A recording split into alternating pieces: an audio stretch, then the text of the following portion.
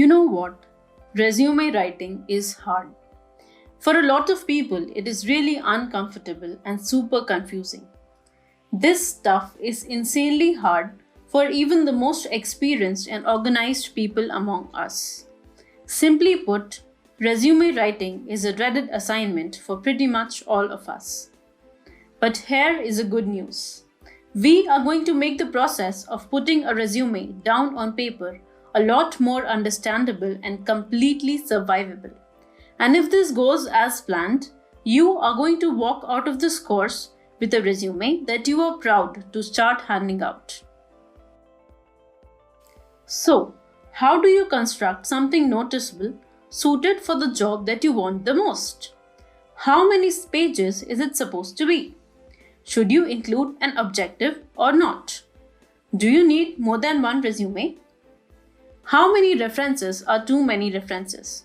And here is a really common question. What actually happens when you hit the Apply Now button on an online application?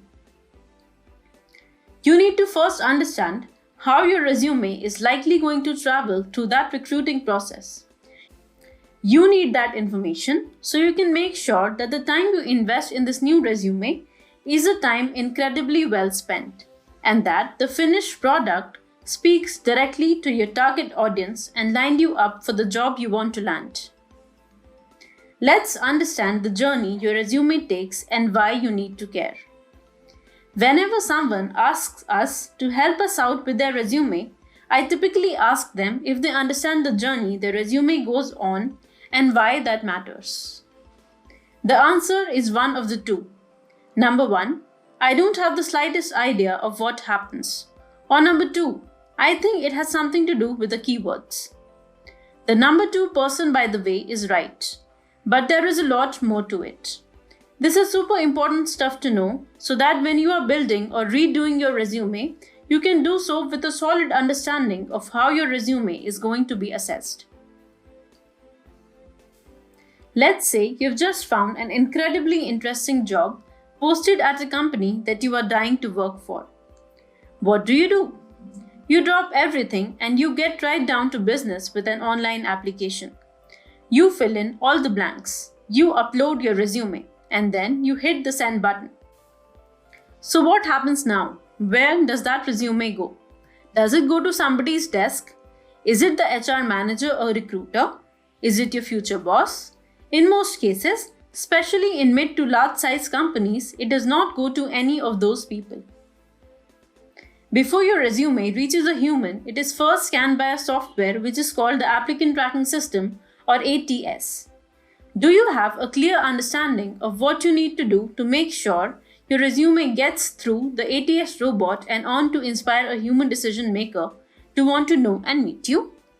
If you don't, you are not alone.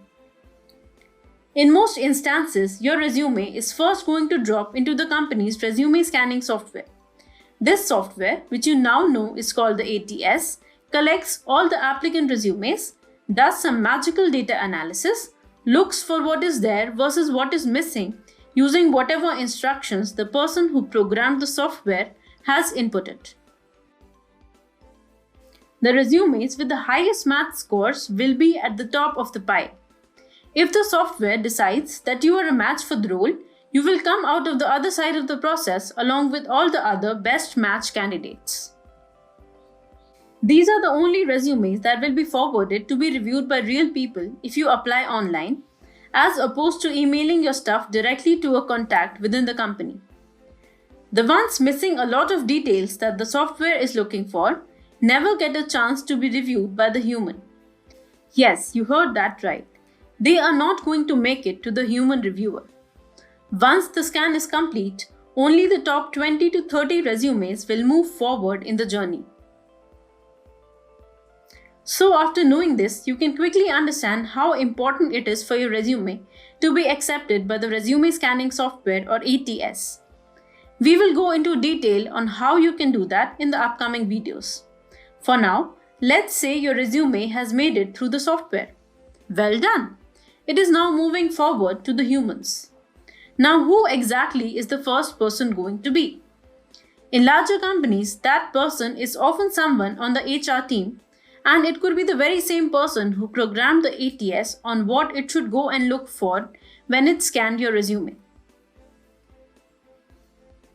In the best case, the HR person has an intimate understanding of the role you just applied for and knows exactly what it takes to be great at that particular job.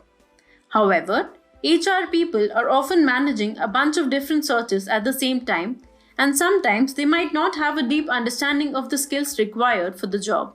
So it could be that they're just comparing your resume against the job description and deciding if you are a super obvious fit for the position.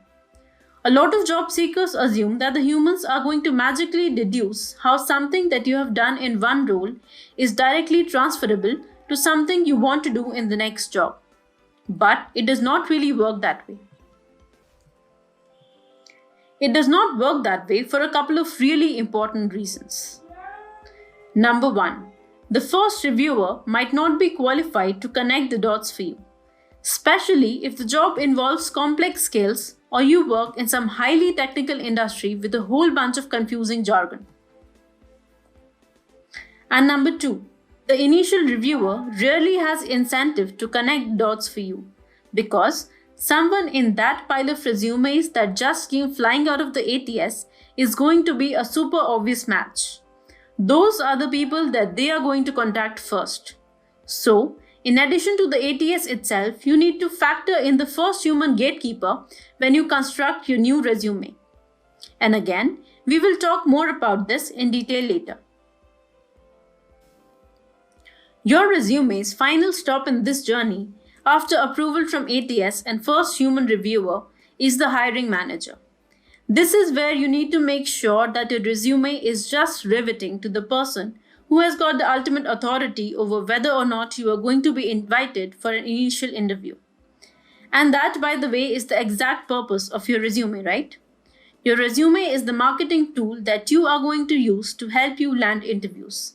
It is the tool that you are going to use to become the person who is invited for the interview.